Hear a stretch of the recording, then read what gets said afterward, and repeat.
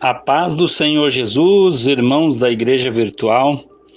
Nessa noite de sábado, queremos ler uma passagem bíblica que se encontra no livro de Josué, capítulo 24 e versículo 15. Passagem bem conhecida da igreja, onde a palavra do Senhor Jesus nos diz assim: Porém, se vos parece mal aos vossos olhos servir ao Senhor, escolhei hoje a quem sirvais. Se os deuses a quem serviram vossos pais, que está além do rio, ou os deuses dos amorreus, em cuja terra habitais. Porém eu e a minha casa serviremos ao Senhor. Louvado seja o nome do Senhor Jesus pela sua palavra, que nos constrange, a sua palavra que nos chama para a santidade, a sua palavra que faz com que a gente reflita sobre a nossa vida, as nossas decisões, sobre o nosso caminhar com Cristo.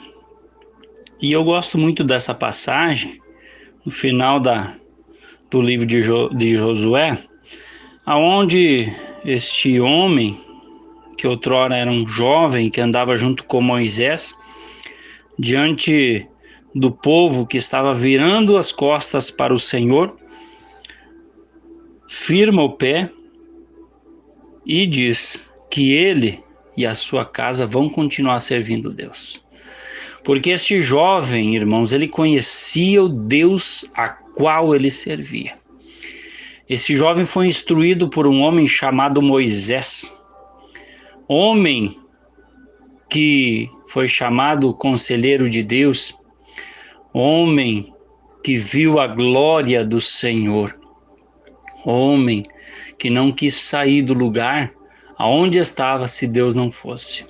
Lá no livro do Êxodo a gente encontra essas histórias aonde o povo, como sempre na história bíblica, virava as costas para Deus, e muitos hoje viram as costas para Deus. Mas o que me chama a atenção na vida de Moisés foi um homem falho, como todo ser humano é, mas um homem que tinha intimidade com o Senhor, um homem que vivia uma vida na presença do Senhor Jesus. Não foi em vão que Deus o escolheu. Nós conhecemos toda a história, seus primeiros 40 anos de vida, onde ele viveu do bom e do melhor no Egito, onde ele falava várias línguas. Depois ocorreu uma situação e ele, enfim, teve que fugir e foi cuidar do rebanho do seu sogro. Ficou mais 40 anos até que Deus o chama. E esse homem que Deus chamou é um homem que foi chamado para ser o libertador de Israel. Nós conhecemos a história bíblica, todas as pragas que Deus mandou sobre o Egito, até que o faraó liberasse. Esse homem que comandou o povo para passar o Mar Vermelho, esse homem que orava a Deus, que falava com Deus, e Deus mandou maná. Esse homem que deu ordem a uma pedra e ela jorrou água. Depois, no final de sua vida, acabou falhando. Mas esse homem era um homem que tinha comunhão com Deus. Esse homem chamado Moisés, um homem que, como eu falei antes, em determinado momento da sua vida, foi o homem que Deus queria exterminar o seu povo ali no deserto mesmo. E ele falou: Deus, mas tu tiraste este povo lá do Egito para matar aqui. E ali relata o bíblico que Deus, enfim, através dessa intercessão de Moisés, ele não exterminou o povo ali. Em outro momento, este homem que por 2 vezes passou 40 dias no monte para receber a lei do Senhor, que resplandecia a glória do Senhor sobre a sua face. Esse homem que num momento quis ver a glória do Senhor. E Deus disse que ele não poderia ver a glória do Senhor, porque este corpo, irmãos, a gente tem que compreender que esse corpo pecador, que é nosso, não há estrutura para ver a glória do Senhor, somente um corpo transformado. Mas ele viu a glória do Senhor. Deus disse assim: olha, Moisés, sobe no monte, se coloca na fenda da rocha. Depois que eu passar, você vai me ver pelas costas. O único homem que viu a glória de Deus. O homem que Deus falou: olha, Moisés, estou cansado desse povo, vocês sobem daqui e eu vou mandar um anjo meu. Se fosse algum de nós, poderíamos dizer: meu Deus, o anjo do Senhor. Anjos são seres poderosos, sim. Um único anjo matou 185 mil numa noite no arraial assírio. Sim, são poderosos. Mas este homem conhecia Deus e ele disse: Senhor, se o Senhor não for comigo, não nos faça sair desse lugar. E a Bíblia nos relata que em muitos desses momentos que nos chamam a atenção, este jovem chamado Josué estava junto com Moisés, aprendendo a ter comunhão com Deus, aprendendo a conhecer ao Pai, aprendendo a viver na presença do Senhor, na dependência do Senhor. Esse povo, irmão, vivia na dependência e muitos ingratos. Mas este jovem não, este jovem estava juntamente com Caleb. São duas histórias lindas da Bíblia que me chamam a atenção, que faz com que me faça muito refletir sobre a nossa vida com Deus. Mas esse jovem que foi instruído por Moisés foi o jovem que foi escolhido para liderar o povo, porque era um jovem íntegro, um jovem que aprendeu a andar com Deus. E lá no começo do seu livro, Deus diz para ele: não tenha medo, não desanime, né? Medita na minha lei de dia e de noite, eu vou ser contigo. Eu não vou decorrer toda a história aqui de Josué, mas o que me chama a atenção foi esse legado que Moisés inculcou na vida desse jovem. Por exemplo de vida na presença do Senhor. Como eu falei, foi um homem que falhou? Sim, foi um homem que falhou. Mas foi um homem que tinha uma intimidade com Deus, que ouvia a voz de Deus. E esse jovem, chamado Josué, ele aprendeu com Moisés. Aprendeu a ouvir a voz de Deus. Aprendeu a ter comunhão com Deus. Esse legado que Moisés deixou para Josué foi com que ele, durante toda a sua vida, estivesse na presença do Senhor. Fez com que na sua caminhada ele estivesse buscando a presença do Pai, buscando ao Senhor, buscando a Deus. Esse legado, esse exemplo fez com que este jovem aprendesse a depender do Senhor. E como eu falei, irmãos, a palavra ela faz com que a gente reflita muito sobre a nossa vida.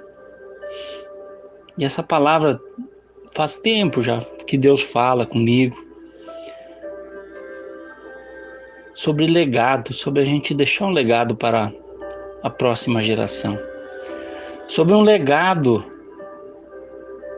da gente deixar para os nossos filhos, para nossas famílias, para nossa igreja. E nos faz aprender que a gente precisa depender de Deus. Não é a escola que você vai pagar para o teu filho, não é os recursos que a gente vai adquirir, não é aquilo que eu vou deixar de herança para os meus filhos, mas é o legado que eu vou deixar para eles, para a igreja, para a próxima geração. Qual é o legado que nós vamos deixar, irmãos? Será que a próxima geração vai poder dizer assim, olha, eu não sei, essa geração que está aí, toda afastada de Deus, distante dos caminhos do Senhor, mas eu e a minha casa vou servir ao Senhor. Que a gente possa, irmãos, deixar um legado de fé, rever os nossos conceitos com relação ao cristianismo, rever os nossos conceitos da nossa vida com o Pai. Será que nós temos tido uma vida de comunhão com o Senhor? Será que nós temos tido uma vida no altar do Pai? Ou será que a gente tem se vestido de crente?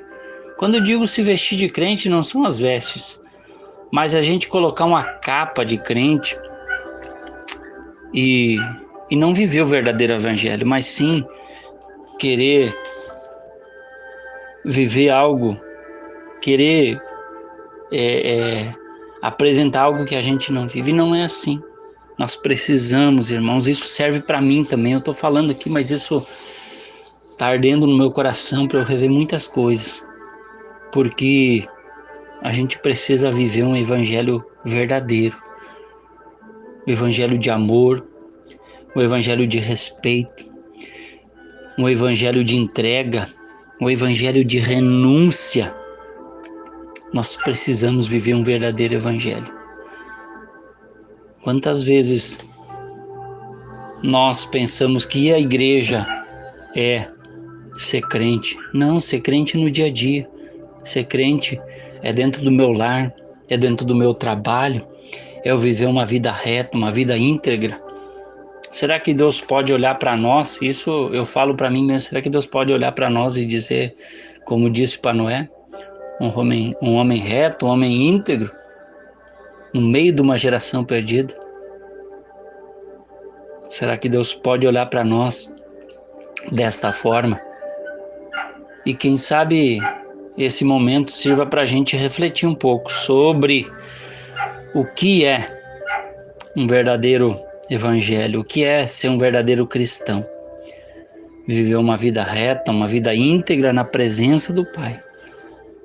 Uma vida verdadeira, quem sabe não com muitas posses, com muitos bens materiais, mas ser uma pessoa de caráter, uma pessoa íntegra, que os nossos filhos, que o nosso cônjuge, que os nossos irmãos, que a igreja possa olhar para nós com um olhar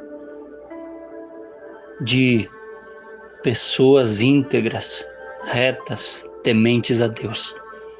E que essa próxima geração possa, assim como Josué, estar firmada no Senhor, na palavra do Senhor, nos princípios bíblicos, não com uma capa de crente, mas com princípios bíblicos que norteiam a nossa vida, indiferente do momento, da situação, da circunstância, do governo, do que estiver ao nosso redor.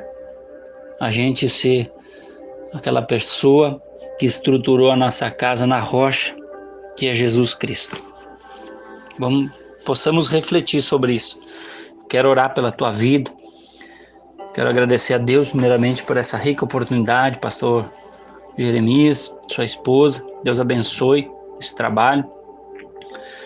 E vamos orar, Deus. Pai, em nome de Jesus, nós queremos te louvar, te agradecer, te bendizer, Pai, por essa rica oportunidade, por essa pequena reflexão, esse momento aonde podemos refletir um pouco sobre a tua palavra, que a gente possa viver um verdadeiro evangelho, que o teu Espírito Santo, o bondoso Espírito Santo, venha encher as nossas vidas, para que a gente venha nos esvaziar de nós mesmos e ser cheios da tua vontade, do teu querer. Nos transforma, Pai, em verdadeiros homens e mulheres de Deus. É a minha oração, a minha petição, o meu clamor nessa noite, em nome do Senhor Jesus. Deus abençoe a todos.